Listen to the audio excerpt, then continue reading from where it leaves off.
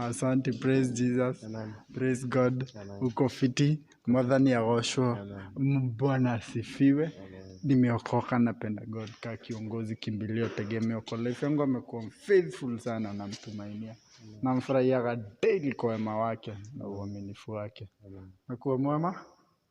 Amenibariki wiki mzima. Umekuwaje? Robert Mwadigu, nimeokoka, nampenda Yesu kama mwokozi wa maisha yangu. Amen. Amekuwa mwema kama kila siku, sababu kwa mikono yake ametuweka. Amen. Tuseme ni mwema tena, atukuke ainuliwe kila wakati. Amen. So leo tunaanza na verse in the book of Matthew. Amen. Ni chapter 5. Amen. Verse 20. Amen. Inasema hivi, for I say to you that unless your righteousness exceeds the righteousness of the scribes and the Pharisees, you will by no means enter the kingdom of heaven.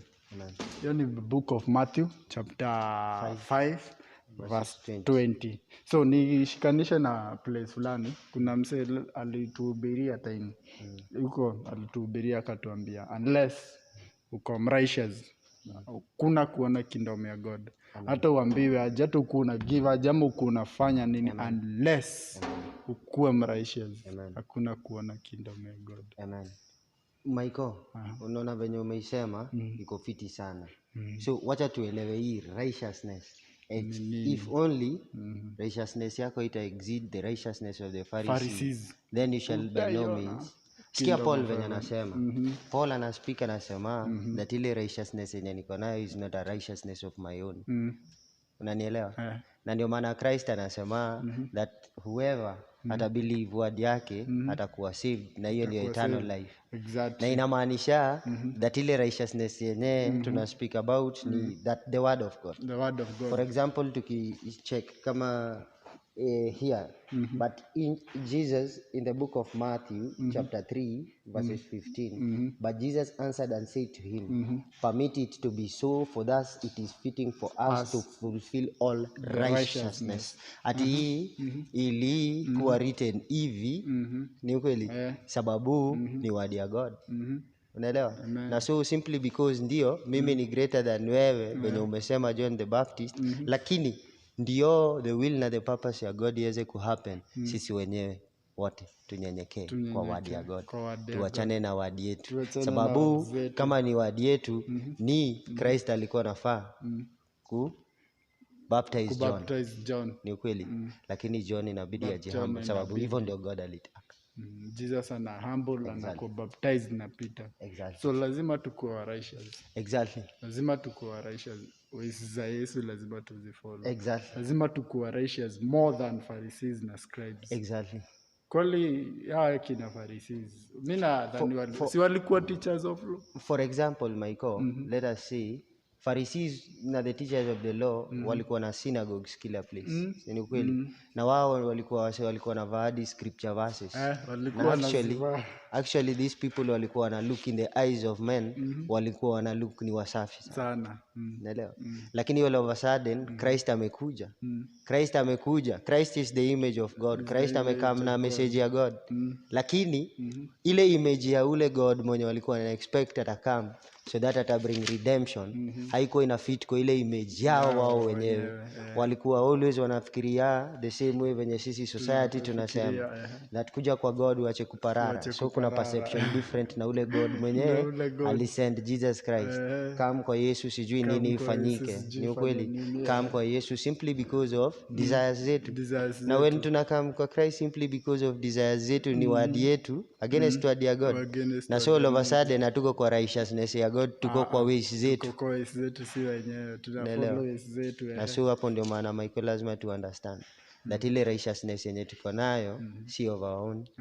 Na tumeoshwa na damu simply because tumebelieve in what Christ alisema. Kenye imeandikwa hapa hivi. Tuingie in the book of Timothy tena ni chapter 4 ni kuendelea tu. Verse 4 inasema now the spirit expressed First Timothy chapter 4 verse 1 inasema now the spirit expressly says says that in latter times some will depart from the faith, given heeds to deceive spirits and doctrine to demons. Speaking lies in hypocrisy, having their own conscience sealed with a hot iron, forbidding to marry and commanding to abstain from food which God created to be received with thanksgiving by those who believe and know the truth. For inasema, for every creature of God is good and nothing is to be refused. It is received with thanksgiving. Amen. For ya mwisho, si ndio? Verse 5, for it is sanctified by the word of God and prayer. Amen. Amen.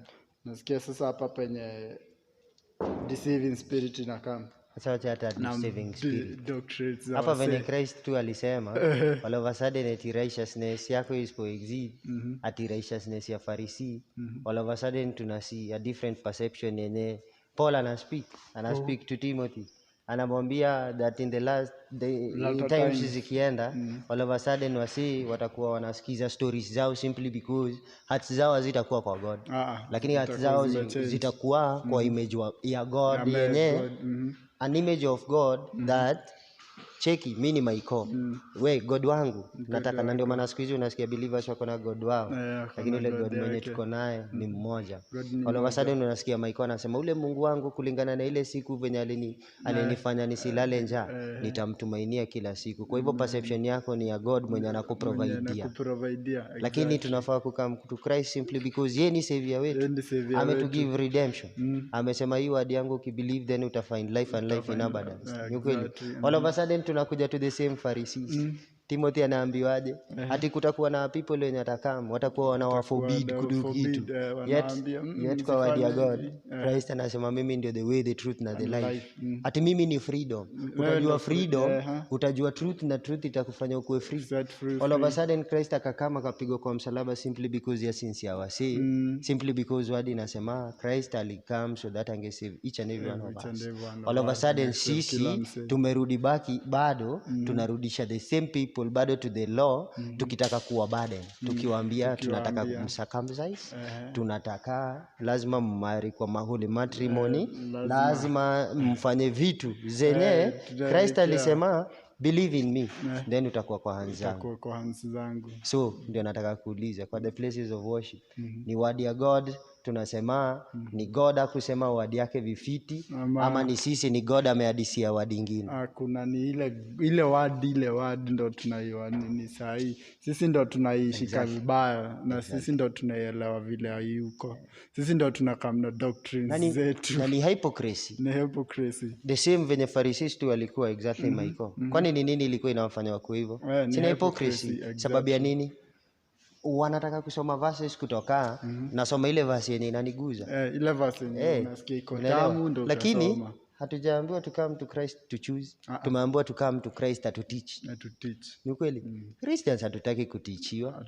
Kama David mwenyewe alitichiwa anasema eti though I walk through the valley of the shadow of death ninajua uko na mimi sababu umepromise you will never leave me nor forsake. Sisi kwanza believers hatuendangi through the valley of the shadow of death. But it is not our portion. Lakini even tukiangalia those people in the older manifestation and God aliwalift na wakaanza kuspeak perception yao. The same people kama the Jeremiah, unaelewa, Isaiah. Tunasiri hawa ni ya people wenye God ama wapitisha through fire. Ama wapitisha kwa places zingine yenye wanasema God kama si wewe singekuwa. Sisi tu homa kidogo unaanza kusema shetani ashinde. Unaanza kusema wewe na Mungu sasa hiyo tu anataka uende kununua handkerchief juu ule mama wa duka hayuko sawa, umuongeleshe words zenye ni spirit na ndio life. Lakini wewe homa ndio maana zaidi. Unaanza kuisifu hiyo homa wala imenini sana. So Michael righteousness yetu isipo exceed righteousness ya kina Pharisees then hatutaweza kuona simply because the Pharisees walishindwa kustand kwa words zao. Christ amekam akawaambia kamini mustand kwa wadi yangu. Na kuna wenye wali Nicodemus kuna wenye Nicodemus walienda alibadilika, usiku, ni ukweli. Baadaye hata wakati wanaenda kwa grave, ni ukweli, hadi Nicodemus yuko. Kwa nini? Sababu hata yeye alifuatilia, akasikiaje, whatever Christ ana speak ni the plan to give us a hope of the future. Sikia chapter 4 inasema hivi. Ni second sasa Timothy 4 inaanza ikisema, I charge you therefore before God and the Lord Jesus Christ, who will judge the living and the dead, and he is appearing and his kingdom.